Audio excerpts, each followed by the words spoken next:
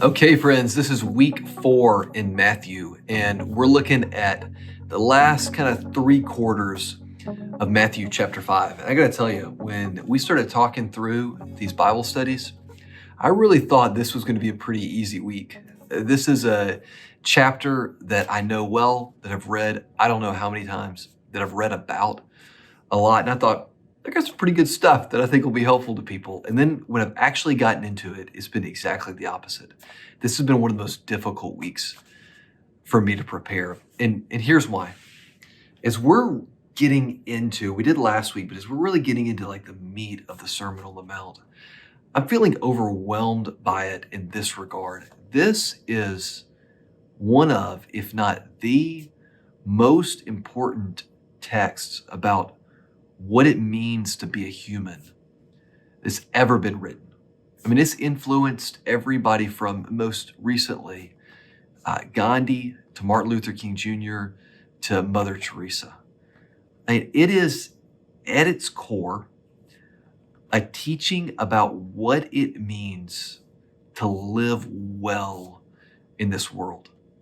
And if we take the incarnation seriously, and if we believe that Jesus really is the Son of God, then we believe that the one who knows fully how we are designed to live in this world is laying out for us in 3 chapters the best way to live in this world. So really all that I know to do is to do the best that I can just to show you what's here and seek to make sense of some of the things that are not immediately obvious.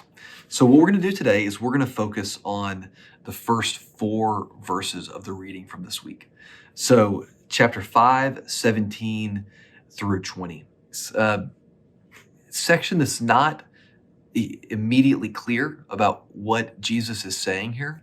So I want to spend some time talking through this, and then that's going to not only be helpful, I think, for today, but also set us up for the rest of the week. So let's read this together. Do not think that I have come to abolish the law or the prophets. Jesus speaking. I have not come to abolish them, but to fulfill them. Now, why is it that Jesus would feel the need to say to these folks, look, I haven't come to abolish the law? Well, he obviously feels the need to say this because either people already are assuming or he thinks that they will assume that he has come to abolish the law. Well, what does this mean? Well, the law and the prophets is this shorthand for what we today call the Old Testament, what Jesus and his followers would have just called the scriptures. To abolish means to make it like obsolete. To mean it's no longer needed. It's no longer useful or authoritative. It says, don't think that I have come to make the Old Testament, the scriptures, obsolete. Instead, I've come to fulfill them. This language of fulfillment is really important. In fact, before this, in the first 4 chapters of Matthew, the idea of Jesus fulfilling things that have been spoken in the scriptures before has already happened 7 times. So what does it mean that he's here to fulfill this? We'll get to that in a second.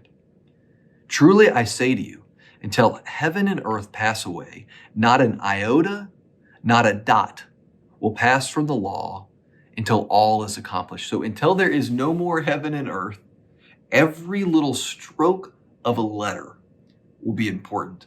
So like an iota or a dot, like a jot or a tittle, like that's the other translation, like one little stroke of the pen. So if you think about the difference in an O and an A, that one little line that makes an O into an A, that's the kind of thing that we're talking about. Like that one little stroke of a letter. Here, of course, he would have been thinking about Aramaic. One little stroke of a letter, or Hebrew, which the law would have originally been written in. One little stroke of a letter. We're not changing one little stroke of a letter, meaning that even the smallest, seemingly most insignificant laws, they still matter. They're still authoritative. Therefore, whoever relaxes one of the least of these commandments and teaches others to do the same will be called least in the kingdom of heaven. But whoever does them and teaches them will be called great in the kingdom of heaven. So once again, the law still matters a lot. What are we talking about? Well, of course, we're all familiar with like the 10 first laws, the 10 commandments. But then you get 603 others. You have 613 laws. If you think about some of the most obscure things that you've heard about or read in the Old Testament, these are the things that he's talking about. These things, he's saying, still matter. And then one last sentence that really drives it home. For I tell you, unless your righteousness exceeds that of the scribes and the Pharisees, you will never enter the kingdom of heaven. The scribes and the Pharisees are the experts in the law. They're the ones that have studied it the most, and they're the ones that keep meticulously to it. So he's saying, unless your righteousness exceeds what they are doing, exceeds their righteousness, then you're not in the kingdom of heaven. At which point, everybody sitting around him would have said, I guess I'm in the wrong circle, right? That's what we think too. I guess that I'm reading the wrong document. I've picked the wrong person to follow because I'm not going to exceed the righteousness of the most righteous. Now, what in the world is happening here? Well, Jesus is pushing against two poles of attention. On one side is the pole that says, hey, we have got to follow the law meticulously in the way that we have always followed it. Which is, if you think about Orthodox Jews today, this is what many of those around Jesus would have been doing to practice the law, that kind of Sabbath observance, that kind of commitment to the festivals, that kind of commitment to these daily observances. Just a meticulously crafted life so that you don't mess up any of these 613 laws. You get the people that are saying we got to keep doing that. And then you got the people that are saying, look, come on, we just kind of need to do anything. Like we don't need to worry about, especially once you get like post Jesus, you see a whole lot of this. I think Jesus is anticipating this coming, where it's like we don't need to follow any of these old kind of rules anymore. And you get post Jesus, and you get in the early church, and a lot of people want to throw out the Old Testament. There's actually a huge controversy around this. Jesus seems to be addressing both of these poles, and you come out of this thinking he's going to be on that first extreme. But then you look at his life and you look at his later teachings, and you think, but he doesn't seem to be living life in the way that these religious zealots are living them out. So what's happening here? He says all of these things are super important, but then you don't get far into Matthew and he's breaking the Sabbath. So what's going on with that? It comes down to the question of what does it mean for him to fulfill the law? What does it mean that he has come to fulfill it? Let's think about it this way. Here's what, at least in part, it means to fulfill the law. It means that he actually is living into these 613 laws. I mean, he actually is orienting his life around keeping these things. I mean, the purpose of these laws was to create boundaries so that the people of God could live a life that set them apart from the rest of the world and live a life that oriented them towards loving God and loving people. Jesus actually does this. Now, does that mean that he always keeps the Sabbath observance in the way that the scribes and Pharisees want him to? No. But he actually does it. He's like the one Israelite who actually fully embodies this. But then where do we go from here? We're going to look at this more in our next Bible study. I'm going to go ahead and show you this. Look at what happens in the first example that he gives of this. He says, you have heard it say, don't murder. So that's the law. The law is don't murder. But I say to you, don't even be angry. So is he abolishing the commandment to not murder? No. What's he doing? He's building on top of it. He's actually strengthening it. Not only don't murder, but don't even be angry. Next, he says, you've heard it said, don't commit adultery. But what I say to you is don't even lust. He fulfills it by living out these commandments. And then he builds on top of it.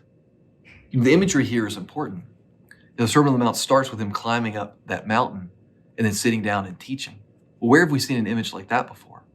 One of the things I've alluded to, but I haven't really dug into all that much, but we gave out a handout at Cornerstone this week that really points to this. You can find it online too, is that Jesus over and over and over again in Matthew looks like Moses. So Moses went up on the mountain and got the law that teaches the people how to live well within the world in that time. What is Jesus doing now? Well, Jesus is fulfilling that which Moses gave to the people.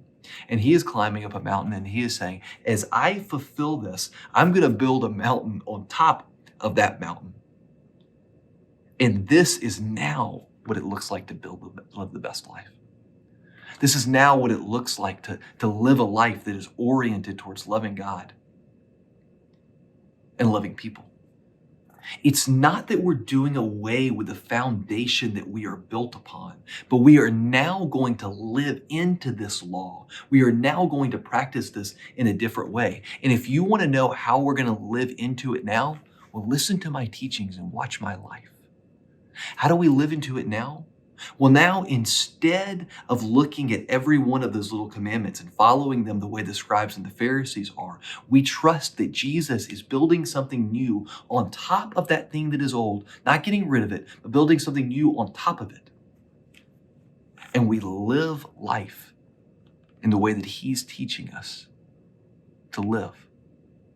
And what does it all come down to? Jesus says, you hang all the law and the prophets on these two hooks. Love God and love people. What does it come down to? And what do we need on this Monday as we prepare to continue to read the rest of this week? What do we need to know? We need to know that what Jesus is doing is he is building on top of a great foundation. And he is teaching the people then, and he is teaching us now what it looks like to live best in this world. What it looks like to live as people who are oriented not around selfishness, not around ourselves, but who are oriented around loving God and loving other people. And he teaches us how to do it in Matthew 5-7. And then after that, he shows us how to do it with his own life. He's not getting rid of what came before him.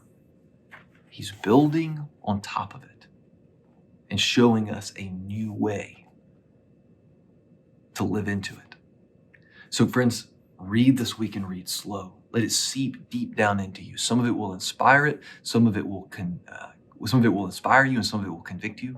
But stick with it and keep reading. And we'll be back together with a couple more Bible studies this week. One more interview with Michelle that I think is going to be really, really helpful to you. So stick with the reading, and I'll see you later this week. God bless you, friends.